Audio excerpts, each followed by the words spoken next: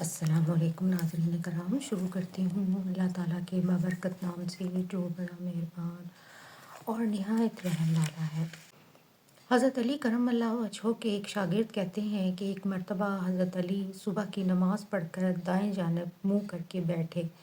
آپ پر رنج کا بہت اثر تھا۔ طلوع آفتاب تک آپ بیٹھے رہے۔ اس کے بعد ہاتھ افسوس کے ساتھ مل کر کہنے لگے، خدا کی قسم، حضور صلی اللہ علیہ وآلہ وسلم کے صحابہ کرام رضی اللہ عنہم اجمعین کو دیکھا، آج کوئی بات بھی ان کی مشابہت کی نہیں دیکھتا۔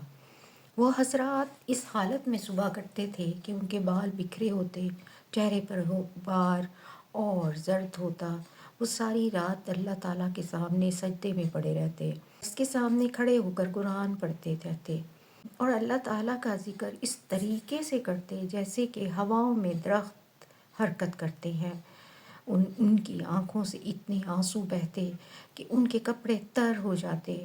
اب لوگ بالکل ہی غفلت میں رات گزار دیتے ہیں۔